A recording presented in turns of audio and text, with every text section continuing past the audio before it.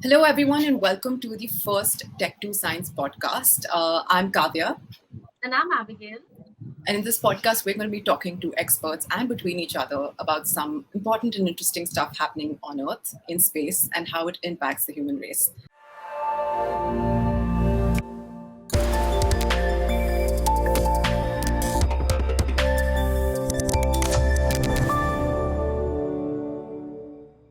In this first segment, we're going to be chatting about some of the science, pseudoscience, and ethical conversations around the coronavirus pandemic, around vaccines, and understanding how these vaccines might be distributed among the population.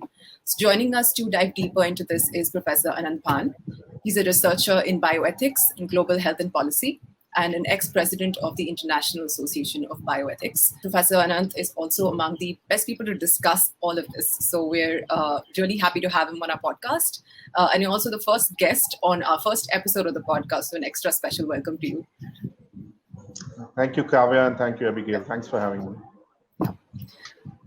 Okay, so for the past couple of months, we've been in the midst of a raging pandemic, and there's still a lot of uncertainties, a lot of questions as to where this virus has come from. It's among the many mysteries that still has eluded scientists. And we've heard a couple of theories about what the sources could be. For instance, we've heard that there was very early on there was a rumor that it started in a Chinese lab, and that was overturned by a Chinese researcher very recently. And there was another theory about how the virus could have come up sporadically in multiple different continents at the same time. I'm not even sure how that happens, but are there any leading theories as to what the origins of this virus could be? Sure, yeah. So, there's certainly been a lot of theories, and many of them are conspiracy theories, as you pointed out. As of what we know, the most credible theory so far is indicating that it's a natural origin. It's not something which has been made in a lab. It's probably also not something which is, which was either intentionally or in some way escaped from some kind of a defense lab, either in China or elsewhere. What we know so far is certainly that it's a virus of animal origin, probably bat origin. What we also know is at some point of time in its evolution, it's managed to jump into humans, and then the real challenge has become when it became capable of human-to-human transmission, which is what we are worried about now. So it's not just the transmission from an animal source to a human host, but also the fact that within humans we are able to transmit it, as we know, in many ways, and that is where its risk element has increased. So I think it's safe to say that the best information we have so far seems to indicate that this is just a natural origin. It's part of its the virus evolved in a way that it became infectious and also became capable of infecting humans and being transmitted from humans to humans. And beyond that, if there is anything else which comes up which is credible, I'm sure we will know, because there are a lot of scientists and governments which are equally very keen on looking at this issue. You already hear I'm sure some presidents who keep calling the virus by a certain country's name. So I'm sure they've been pushing their scientists to try harder to find something in terms of a linkage. But so far, very clear that it seems to be a natural origin. And with so many people being infected and also dying with this virus, a lot of people are really, they're like, everybody's scared. Like everybody's scared of getting infected, and people are saying that by the time the virus really dies out, almost everybody in the world will get infected with it at one point of time. So there's a lot of like immunity boosting kind of like pills and supplements, like foods that are coming out, or people saying that okay, if you eat this or if you have these kind of medicines, it'll like strengthen your immunity. So is there any truth to that? Is there a way to actually strengthen or enhance your immunity, sorry, to give you like a super immune system, sorry? Yeah, sure. So, a lot of this talk about immune boosting precedes COVID-19, right? Even for any kind of infection, any kind of disease, people want to strengthen their immunity. So, anywhere from the usage of herbs to vitamins to zinc to, Ayush medications, there's been a host of things which has been out there. And you get WhatsApp forwards all the time, I'm sure, or there is information online, or there are TV shows which advocate for that. We should remember that this is a novel virus. It's a coronavirus, and the coronavirus family, has been known for a while. And we also know that in many ways it behaves like many other viral infections, and yet it is also different. So given that it is novel, we don't really know if there is anything which really helps you be protected against COVID-19. So to say that there is anything which is immunity boosting and that immunity boosting will protect you against COVID-19 is probably a fallacy. Yes, it's a good idea to try to keep yourself healthy. So, for anyone trying to be working on minimizing their stress, sleeping enough, not becoming too anxious. If you already have comorbidity like diabetes and hypertension, ensuring that your sugar levels or your BP levels are under control and not spiking, and you take your medications on a regular basis, all of that makes a lot of sense. If you can keep yourself healthy, obviously the chances that you will have a serious bout of COVID-19 might be lesser. But to say anything is effective as an immunity booster is probably not based in fact so far. So I came by a very interesting tweet recently that said something to the effect of the rich are poor in immunity and the poor are rich in antibodies. And while this is not literal, it does have a kind of association with something that might come about in the near future. So there are associations right now like Gavi and in the ACT Alliance under WHO that are working towards equitable distribution of a potential vaccine in developing countries. Some companies have also agreed to distribute this first 100 billion doses such of these vaccines without making any profit. Is this something that is profit making out of a vaccine like this something that is ethical, or is it something that is that should not be done as per government partnership, something around that? Yeah, so listen, developing any intervention, whether it be a drug or a vaccine, does cost money. You have to spend money in research, you have to spend money on development costs. Then once you get all of your data, then you have to ensure that you put it through regulatory processes, you get licensure, you have to market the drug, it has to reach an end point, a retail point, or a point of delivery, and all of that costs money. But that having been said, we are also in a very peculiar situation. We are in the middle of a pandemic which is global in nature, has impacted almost every country in the world, and many countries are facing adverse circumstances in terms of its impact.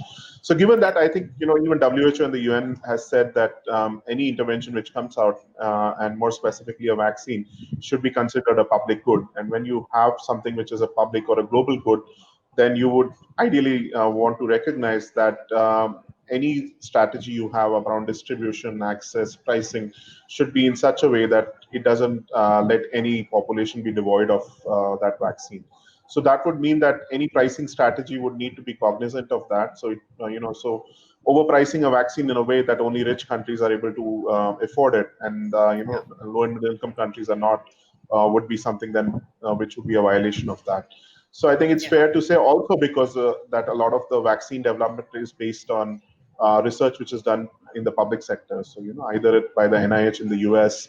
In India, we know one of the vaccines, the Covaxin, is a collaboration between Bharat Biotech and ICMR, and the strain has come actually from the public sector, the National Institute of Virology in Pune. So, the government is also contributing to the R&D efforts, right? And so it's fair to expect that any pricing which comes out then would recognize that.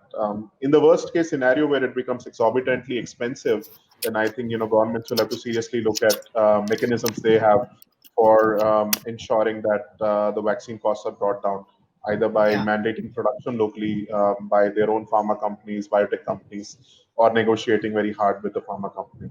And I think the role of agencies like WHO, etc., becomes important in ensuring that. Yeah. I think that's a really good segue into my next question, which is distribution among obviously the first people who get it should be the frontline workers, because they are they are literally at the front line working and helping other people do it. So they should ideally get the first doses of vaccines. But then after them, who is the next group of people that should the vaccine should be given to? After the frontline workers, should the old people, or should the people living in maybe lower in poor regions, or in the slums, should they be getting the vaccine next? So how does the government decide? And Sure. So I think this operates probably at two levels. The first level being, once any pharma company or a biotech company comes out with a vaccine, then where do they first send out the doses of vaccines? We are already seeing that a couple of countries are investing money and pre-buying vaccine doses. So the US has done that, UK has done that with some pharma companies, right? And so that becomes a concern then, because none of these criteria then become operative. It's the country which is getting the vaccine, and then they decide. So obviously that is something to worry about, because that is an equity question. That certain certain countries are willing to pre-buy a vaccine, and if those first few batches of vaccines, maybe a whole month's production is bought off, then you will have the rest of the world having to wait for a month more to get that vaccine, right? So that's the first question. The second question, obviously, is what you were alluding to, that once we get it into a country, let's say India is an example, then what's the criteria we will use for priority setting or resource allocation once we have that vaccine? And recently there was this a symposium which was organized by the ICMR, which was an international symposium, and the ministry officials and the Niti Aayog representative did talk about the fact that they are looking at this issue. And they did obviously allude to the fact that maybe frontline health workers would be the ones getting the priority. But what is equally important is that you need to have some kind of standard criteria. This is not the first time in a pandemic that we are facing this kind of a question. In past pandemics, SARS, MERS, these kinds of issues have been deliberated on and standard frameworks developed. This is an important question to ask. How do you decide what kind of priority setting do you do in a pandemic, and what criteria do you use? If the criteria is those who are most at risk and those who are also most important for keeping services running, then obviously you might have healthcare workers on top of that list. You might also have farmers at top of that list, because unless your food supply is guaranteed, it could put the country into food insecurity. You could also have civil defense forces in that list. But then another criteria would be who is the worst impacted by this pandemic virus, and that would mean people who are elderly, people with comorbidities, so maybe they go into the list as well. Politicians might want to be in that list. So what then becomes important is that you have criteria which are objective in nature and not subjective in nature, and which are deliberated openly and transparently, so that people have a right to appeal. If I come up with a framework which prioritizes certain populations over other populations, then those populations who are lower in the list should have a chance to appeal and say, we disagree with this. This is why we think this list should be redrawn, etc. And then respond to those, so that finally, when you have a list, even if it puts certain people lower down, at least you've gone through a process of open public engagement on that, and then come up with a list which will be applicable. As and when more doses become available, then you can widen the scope of who gets that vaccine. But it's extremely important that this be done in a transparent manner, and not be just done in Delhi, in government offices. So I think that's one lesson we need to take away. Otherwise, conspiracy theories. Otherwise, there's also some interesting talk going on social media about India having its own anti-vaccine movement. A lot of people, of course, we associate the anti-vaccine movement largely with the US, but there are also a lot of Indian leaders that are not really highly in favor or believe that a vaccine might work. Is this something that you've seen in the Indian population? Will this be a problem going down the line? So yes, I mean, sure. Vaccine hesitancy, and the anti-vaccine sentiment has been around even in India. Maybe not as widespread as maybe it's there in some parts of the West, but people have been concerned. There are some people who are just fundamentally opposed to vaccines of any kind. They feel that vaccines involve some kind of deliberate infection of individuals. It has long-term implications. It might damage, the kids and all who take vaccines. They might get a lot of negative side effects, etc. There are others who are more concerned about specific kinds of vaccines. They have concerns around the effectiveness of those vaccines, the efficacy of that vaccine. Is that vaccine based, being licensed or marketed or being put in the national program based on local data or not? Is it a cost-effective vaccine for us to use, etc.? Those, I think, are slightly different sentiments, and I think those are some things we should be trying to respond to, because they are more based on the science and data and asking of good questions of what's the right vaccine to use for our population, right? Now, with specifically COVID-19, I think there will be a lot of people who will also be concerned about the pace with which the vaccine is being developed. Everything is now being shortened in terms of the process involved. And so they might have concerns around the safety as well as efficacy of the vaccine, as well as the quality of the process involved in developing the vaccine. So again, similarly, if you don't address that, this sentiment could also grow larger. There might be many people who might then refuse to take a vaccine, and that might defeat the whole purpose of vaccination. So it again points to the need to then respond to all of these concerns, point to the fact that all best efforts are being made and best practices are being followed in vaccine development. And that data will be put out in the public domain so that anyone who wants to access it and look at it can do so and feel comfortable about decisions being made on sound data. Especially with the coronavirus vaccines being fast tracked, and there's this push to like come out come out with the vaccine as soon as possible. Are there any corners that are being cut? Are we actually sticking to all those guidelines, to all those standard SOPs that have been put out, or are we like overlooking a few? Sure. So, I mean, conventional vaccine development takes many years, usually more, sometimes decades as well. The earliest time or the shortest time which has been there for vaccine development is probably a few years. Here we are trying to compress everything into ideally under a year, and there are global vaccine candidates. The last count I think was around more than 165 vaccine candidates globally, a few of which are also happening in India. So the concern is very valid. Are we pushing too hard, and would that entail some element of risk? And the kind of risk you have described could easily derail any vaccination program. If you start seeing a lot of adverse events like that, once the vaccine is out and being used, then it would scare a lot of people and say that risk of taking the vaccine is maybe more of a risk than even compared to the disease. So the way to try to avoid that actually is doing your science right, and you're ensuring that safety, efficacy, quality is a strong focus in the way we do our vaccine trials. And if we maximize those elements in the way we do our study, so even if we take shortcuts on certain parts. So, for example, we try to reduce the bureaucracy involved, the time taken for decisions, etc. We don't take shortcuts on the minimum requirements for a scientifically and well-conducted study. So we ensure we have adequate sample size. We ensure we choose the right endpoints in terms of follow-up, the right population, which is going to be the intended audience for the for any vaccine which comes through. Ensuring we do science at sites which are well trained, have the right infrastructure by people who are trained, etc. becomes important.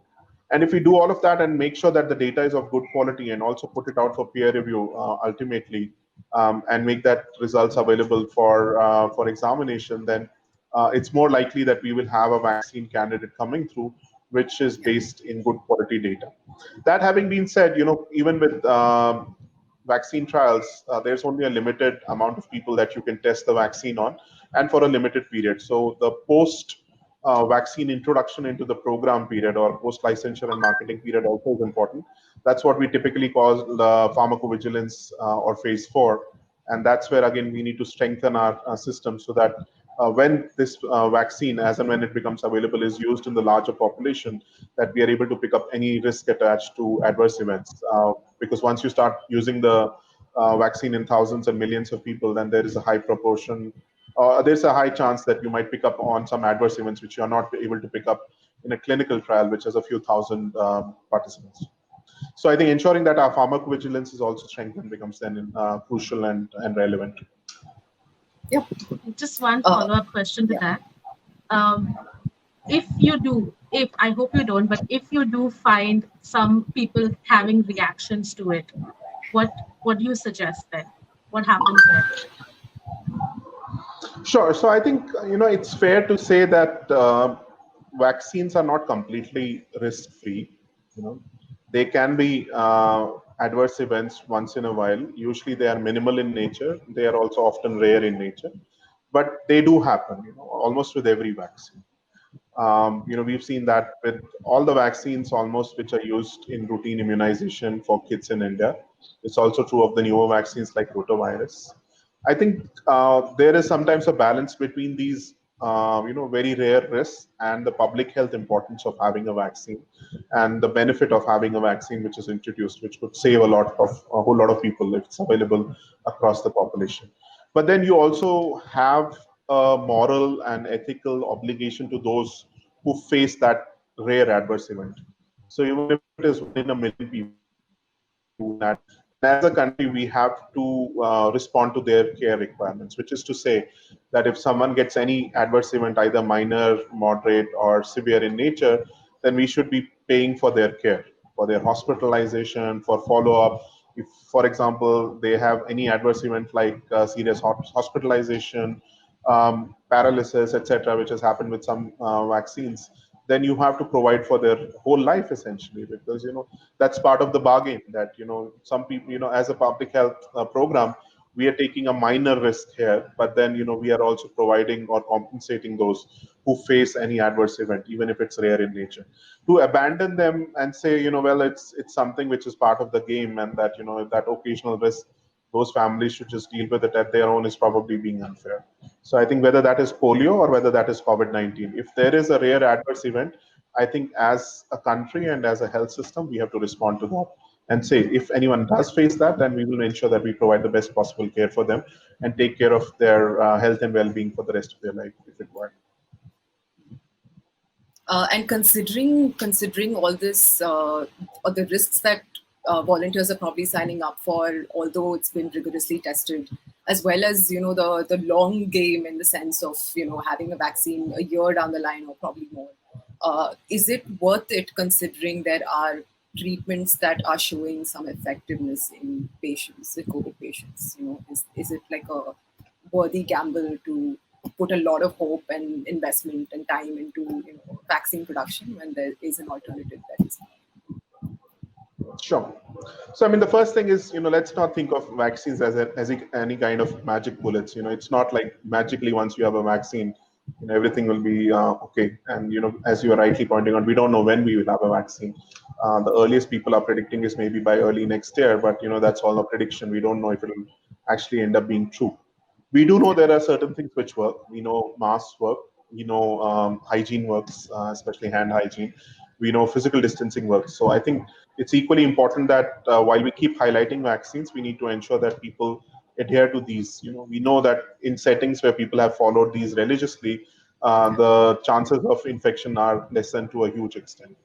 Now, you also asked a question around treatment. Yes, there are many modalities in the fray, many drugs of various kinds which are in the fray, and some of them are showing some promise, but we don't have definitive evidence yet. But it's also slightly different, from a utility perspective, which is to say that treatments are for those who are already infected, right? And you want to have a treatment which probably one minimizes the impact of the disease and also minimizes the possibility of having adverse events like serious hospitalization or death. A vaccine primarily is meant to be a preventive modality, which is to say that if we were to be vaccinated, all the three of us, it would minimize our possibility of getting the disease in the first place. Yeah. So, if that would be true, and that would be true if that was true at the population level, then it would mean that all of us in the larger population would be much safer, right, or much more in a place where there is lesser chance of anyone getting the disease, which is why we do large vaccination programs in the first place. With smallpox, which is now eradicated, now none of us needs to get, the kids nowadays don't need to get vaccinated for smallpox because we managed to eradicate it through vaccination. So the idea there being that if you are able to vaccinate large populations, then you minimize the risk that people have disease in the first place, which needs treatment. But yes, you have to balance it out and say there is an importance of both preventive modalities like vaccines as well as treatments being available, and both have their place. It's not an either or situation. Yeah. Lastly, I think one more thing that has occurred to me is over the course of this pandemic, I think a lot of people have gotten closer, or rather in touch with science and the importance of science and research and quality of research. Do you think this is probably or likely to shape our perception about science itself? Maybe give people faith in, medicine or research, any new perspectives shaped by this pandemic? Well, one would certainly hope so.